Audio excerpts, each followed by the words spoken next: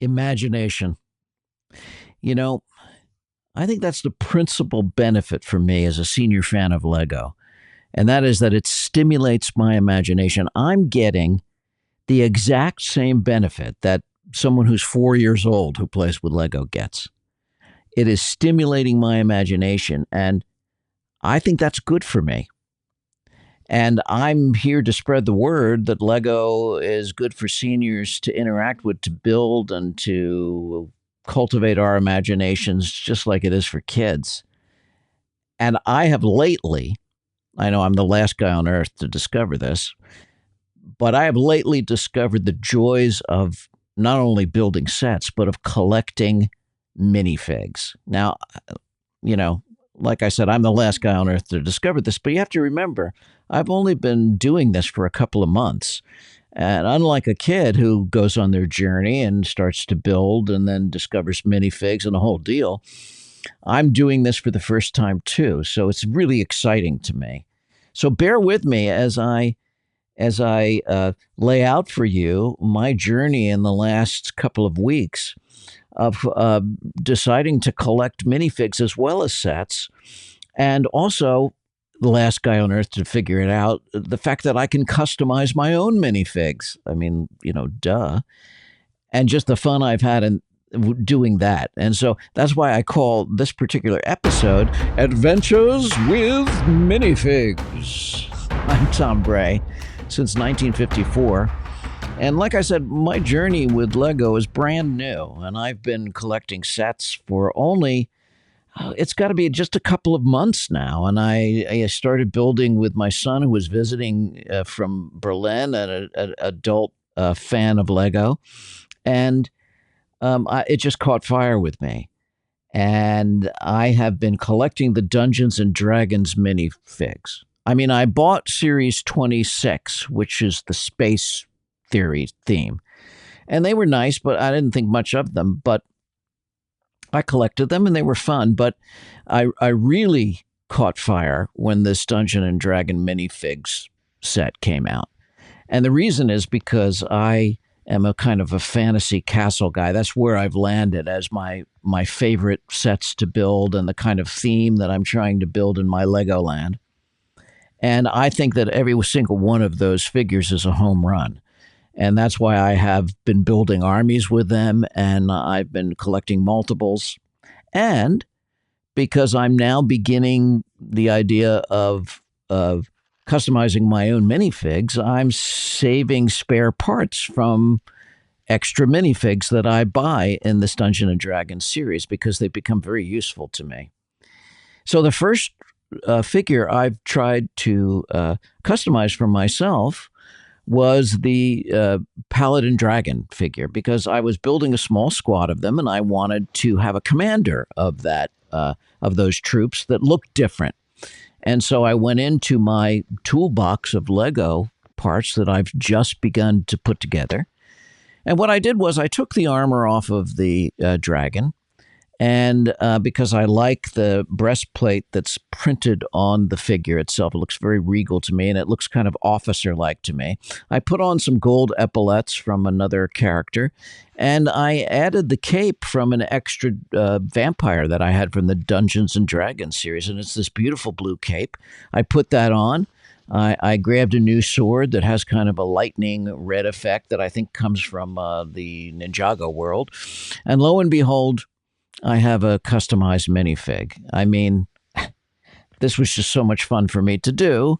And like I said, it's probably something that you guys have known how to do for years, but I'm brand new at it. But I just want to tell people who may be like me, who are seniors, that you don't have to take the stuff as you buy it out of the store. That's the thing with Lego, is that Lego is infinitely customizable with your imagination. And that's what I think is so profoundly beneficial to us.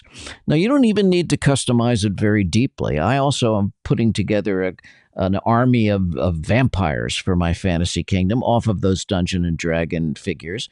And all I did was just add a red sword to what I consider to be the officers of my troop. And suddenly I have something that's customized, although in a very tiny way, but something that really excites me and that I've used my imagination for. Now, I'm lucky in that I have a store called Bricks and Minifigs near me, and you may too, because they're all over the United States in different towns. So you should check to see if you have one. And if you don't know about Bricks and Minifigs, they are kind of a secondary market Lego seller. They sell used sets and something called certified used sets too.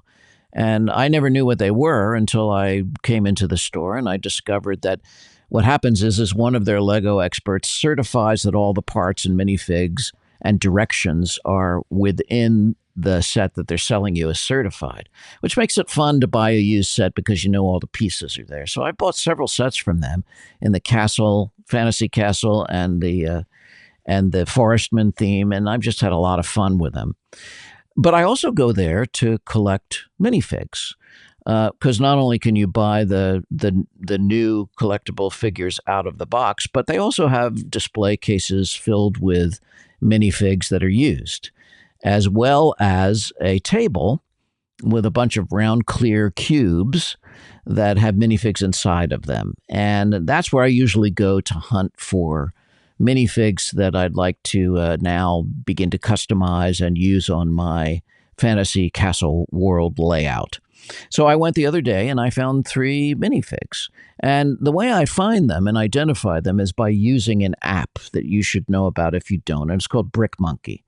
And with the Brick Monkey app, it allows me, it's on my phone, it allows me to take a picture of the figure. I use the free plan and I get, I think, 5 pictures a day that I can look up. And that seems plenty for me. There's also a paid plan with unlimited number of figures you can access. But unless you're doing a whole lot of minifigs, you may not need that, but you may. Just know about it. And so what that allows me to do is I can identify what the minifig is. Most importantly, I then know what theme it comes from, what series it's from. And then I can usually tell the sets that it's been in, a relative value and as far as price goes. And then also if there's any kind of accessories that belong with the figure that aren't in the little cube that I'm buying. So I found on this last outing, for example, I found a pirate, I found a soldier, and I found a troll. And I thought this will fit in, these 3 would fit in beautifully with the themes that I'm kind of building. I have the El Dorado Fortress, I have a pirate ship that I built, the 3-in-1, and I also have this fantasy castle world I'm building, several castle sets, the Dungeon and Dragon set, the medieval village, and that's what I'm assembling as a kind of fantasy theme. So I checked, and lo and behold, the pirate is missing a map and a sword, and the troll was missing his armor plate. But I bought them anyway because now that I'm customizing figures, I know that I have a toolbox of parts at home, and I could see what I had, and it would be fun to just kind of figure out how to customize these figures and maybe provide some of the missing parts. So I first tackled the pirate, and he was holding a map and a sword. The sword was the easy part. I went to the elf bard where I had extra parts from Dungeons and Dragons, and I used one of those swords, which fit very nicely, almost like a cutlass. And the map was a little bit more difficult because I didn't have a map in my extra parts. But then I remembered that my Jungle Adventurer said, good old Johnny has a map in the back of his ATV that I'm sure he would lend the pirate so that he could have a map to use for that specific purpose. So that's exactly what I did. I went to Johnny and I asked if he would mind very much if we borrowed the map, and he did not mind at all. And so I put the map in the pirate's hand and the sword, and I suddenly had a customized pirate figure that I could put right on my pirate boat. And so that one was done. And then I realized that my soldier had a sword and he was complete. So he just went right into the El Dorado fort. And the last figure to tackle was my troll. And he was missing his armor breastplate. And then I remembered that I took off the armor from my dragon commander that I customized. And so even though the color is not the same as the helmet, I figured that, when I put him out with the rest of the soldiers that I was assembling, he would fit in rather well. And someday I might change out the armor when I found the exact piece or something closer. So that's what I did. And suddenly I had two of my three figures that I picked up at Bricks and Minifigs, totally customized out of my box of parts, and just had a blast. And it was so relaxing to do. And I intend to continue doing this. I look forward to kind of piecing together entire minifigs out of just parts, something I haven't been bold enough to do yet, but I'm just going to do it. As well as looking for minifigs that are going to fit into the themes that I'm collecting. For example, the idea of adding new Disney characters to the Disney castle that I just built with my family is a very exciting prospect to me. So I intend to look for those, as well as continue to search for pirate figures and soldiers and knights and things like that to add to my fantasy castle theme. Now, when it comes to collecting minifigs, Google is your friend, and so is the internet. And so I've been assembling a kind of a scrapbook of minifigs that are on my want list. And, assembling these pictures is fun and relaxing and doesn't cost me anything. Although sometimes buying the minifigs can cost you plenty because, as you know, if you do collect minifigs, they can be very expensive, the ones that are out of print. But they don't have to be. And that's what I want to emphasize to you. If you're a grandparent like I am and you're building a set of minifigs and collecting them in different themes, remember that they do come with sets. So, I mean, just about every set has minifigs, especially the sets that I buy, which are aimed towards play because I am thinking ahead to my granddaughter. So there are minifigs inside of those. But if you catch fire like I have and you want additional minifigs and you're going to go out and start searching and customizing them, they don't have to be super expensive. You can buy a lot of used minifigs for $5 and under. And the ones that come out in the new series are usually priced at $4.99 to $5. And so that's a great way to begin your journey with minifigs. But what about you? I mean, what are your favorite minifigs? What's on your wish list? I know the King is on my wish list. It's an expensive one, but I would really like to have that fig. And certainly the Lederhosen guy. I mean, I've got to have the guy with the pretzel. My son's from Berlin, and so it's just necessary for me to have that minifig. I'd like to hear what you're collecting and what you're customizing as far as minifigs go. I learned so much from you when you leave comments, and it's just a delight for me in my journey here to hear from you.